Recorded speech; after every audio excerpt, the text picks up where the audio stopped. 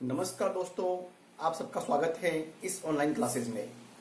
और साथियों, आज हम पढ़ने जा रहे हैं BSTC द्वितीय वर्ष को लेकर। BSTC द्वितीय वर्ष के अंतर्गत आज का जो हमारा विषय है वो है हिंदी भाषा शिक्षण और प्रवीणता को लेकर। हिंदी भाषा शिक्षण और प्रवीणता को लेकर, और इसी विषय के अंतर्गत हमारी जो इकाई प्रथम है उच्च प्राथमिक स्तर पर भाषा शिक्षण के उद्देश्य।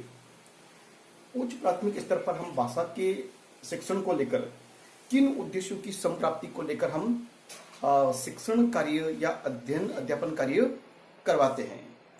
तो ऐसी स्थिति में हम उन उद्देश्यों की संप्राप्ति के लिए ऐसे कौन कौन सी गतिविधियों को आयोजन करते हैं, ऐसे कौन कौन से क्रियाकलापों का आयोजन करते हैं और हम अपने उद्देश्यों की संप्राप्ति में सफल होते हैं।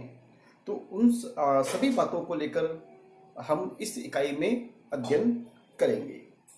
तो साथियों, हम जिस इकाई के बारे में अध्ययन कर रहे हैं वो इकाई प्रथम है।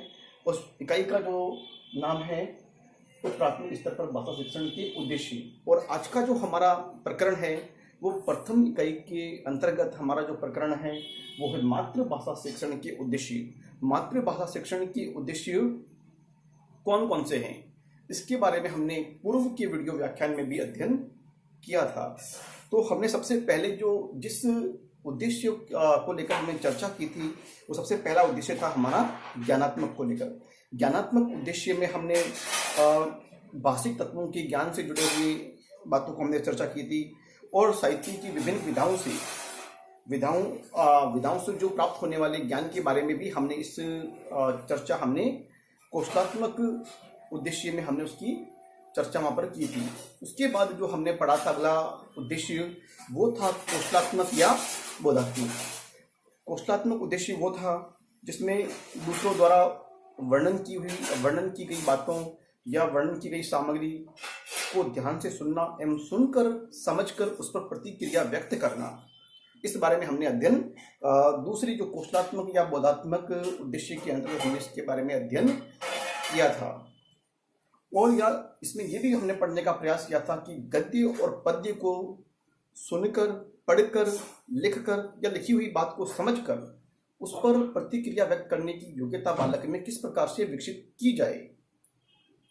तो इस बात को लेकर भी हमने अपने उस कौशलात्मक उद्देश्य में अध्ययन किया था। उसके बाद साथियों, जो अगला जो कौशल हम आज की इस वीडियो व्याख्यान के माध्यम से अध्ययन करने जा रहे हैं वो कौशल है हमारा कौशलात्मक उद्देश्य है सबसे तीसरे नंबर का रसात्मक एवं समीक्षात्मक। जैसा कि इसके नाम से ही स्पष्ट है कि रसात्मक एवं समीक्षात्मक, तो उसमें कौन कौन सी उप उद्देश्यों की पूर्ति होती है इस उद्देश्य के अंतर्गत। तो उसका जो पहला जिस उद्देश्य की उप बिंदु के बारे में इस उद्देश्य को पूर्ण करता है वो बिंदु है साहित्य का रसास्वादन करना। साहित्य का रसास्वादन हम किस प्रकार से करेंगे या बालकों में रसास्वादन करने की योग्यता को किस प्रकार से विकसित कर सकते हैं। तो साथियों, जब हम बालक को कक्षा कार्य शिक्षण व्यवस्था में हम उसको जब अध्ययन अध्यापन कार्य करवा रहे हैं या कक्षी वातावरण के अंतर्गत जब शिक्षक हिंदी शिक्षण करवा रहा है या किसी भी भाषा का शिक्षण करवा रहा है, तो ऐसी स्थिति में ये होगा कि जब वो साहित्य पढ़ता है, किसी भी भाषा का लिखा हुआ साहित्य जब हम पढ़ते हैं, चाहे वो मातृभाषा हो या फिर अन्य कोई भाषा हो, उसके साहित्य के बारे में जब अध्यापक उसे अध्ययन करवा रहा है, तो ऐसी स्थिति में क्या होगा कि जब साहित्य लिखा हुआ है, साहित्य को पढ़कर उसका रसास्वादन किस प्रकार से किया जाए। मतलब उसमें जो बातें दी गई हैं उसको पढ़ना, उसमें कौन से रस की जो वृद्धि की गई है या कौन से रस को लेकर जो वो पद्य रचना की गई है, जैसे कि वीर रस को लेकर, श्रृंगार रस को लेकर, या फिर शांत रस को लेकर, करुण रस को लेकर, भक्ति रस को लेकर, या फिर जैसे भी आनंद रस या वात्सल्य रस को लेकर लिखी, जैसे सूरदास जी लिखते हैं। तो ऐसी स्थिति में किस रस की अभिव्यंजना उस पद में की गई है, तो ऐसी स्थिति में हम ये पता करने का प्रयास करेंगे कि उसमें किस रस की प्रधानता है। तो रस की प्रधानता को सबसे पहले हमें पहचान करना है। तो ये कहलाएगा उस रस को पढ़ने से। जैसे कि यदि कोई रचना में रस की प्रधानता है, तो मान लीजिए कि उस कविता को, उस पद्य को, इस गीत को, या कैसे भी जो मतलब जो छंद लिखा गया है या पद्य भाग लिखा गया है, उसको पढ़ने से हमारे मन में उस रस का भाव उत्पन्न हो जाता है। उस रस से जुड़े हुए भाव हमारे मन में एक उद्दीप्त होने लगते हैं। तो हम इसको रसास्वादन कहेंगे। और उसके बारे में जो दी गई बातें हैं उसके बारे में हम सुनते हैं, समझते हैं, और बालकों को भी उसके बारे में व्याख्या के माध्यम से समझाने का प्रयास हम करेंगे।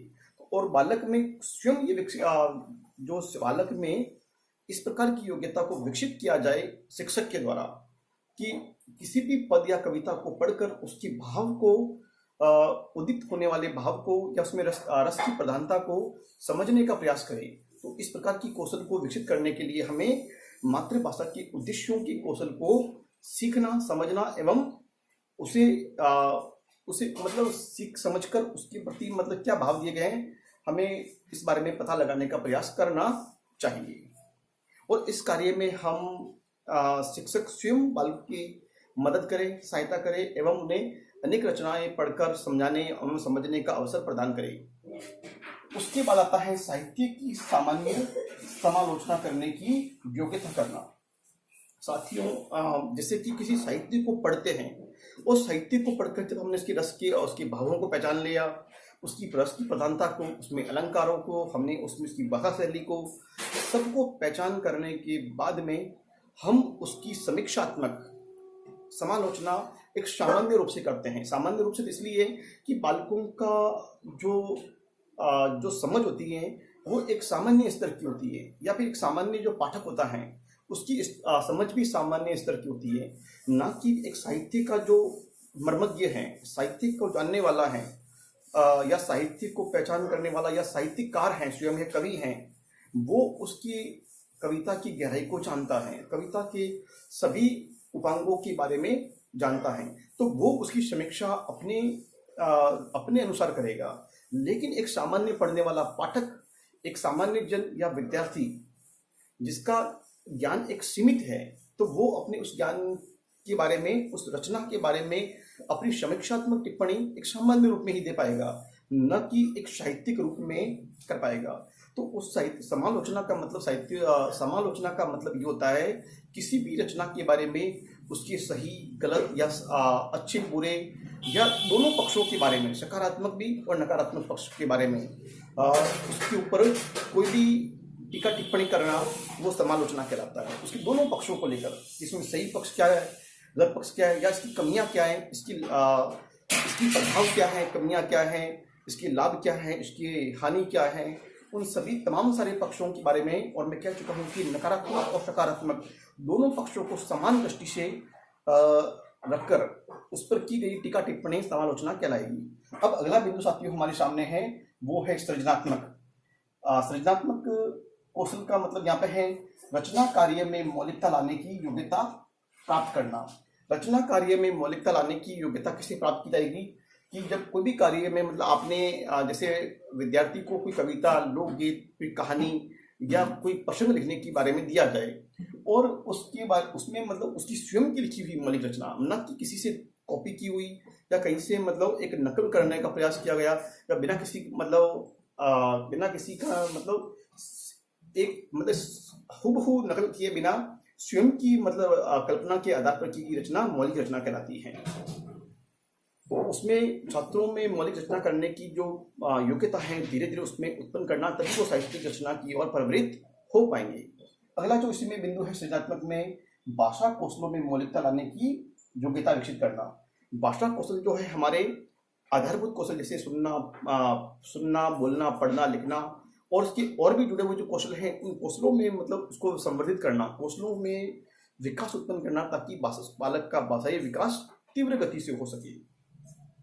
साथियों अगला जो बिंदु है हमारे समक्ष, वो तीसरा बिंदु है, तीसरा जो कौशल है, और वो कौशल है हमारा अभिवर्त्यात्मक अभिवर्त्यात्मक अभिवर्त्यात्मक कौशल में हम पढ़ने जा रहे हैं भाषा और साहित्य में रुचि लेना। बालकों में इस प्रकार की योग्यता को विकसित किया जाए कि वो अधिक से अधिक साहित्य रचनाओं को पढ़ने, सुनने, लिखने एवं मौलिक रचनाओं की ओर प्रवृत्त हो, उनमें अधिक से अधिक साहित्य की प्रति की रुचि उत्पन्न हो। ऐसी योग्यता हमें विकसित करनी चाहिए। अगला जो बिंदु है इसमें सद्वर्तियों का विकास करना। साथियों, अभिवर्तियों का मतलब उसकी जो आदतों के बारे में, उसकी अच्छी आदतों के बारे में, उसकी जो अभिवर्ती मतलब उसकी प्रकृति में, उसके जो व्यवहार में परिवर्तन करना है हमें। तो ऐसी स्थिति में बालकों में हमें कौशल भाषा के उद्देश्यों के अंतर्गत हमें उसमें सद्वर्तियों का विकास करना है, अच्छे चारित्रिक उच्च मानवीय गुणों का विकास करना है। तो भाषा का अध्ययन का जो मतलब उद्देश्य है, मूल जो मातृभाषा का उद्देश्य है, वो यहाँ पर आकर पूर्ण होता है। तो साथियों, आज के वीडियो व्याख्यान में इतना ही। हम फिर मिलेंगे अगले वीडियो व्याख्यान में। तब तक के लिए बहुत बहुत धन्यवाद। जय हिंद, जय भारत।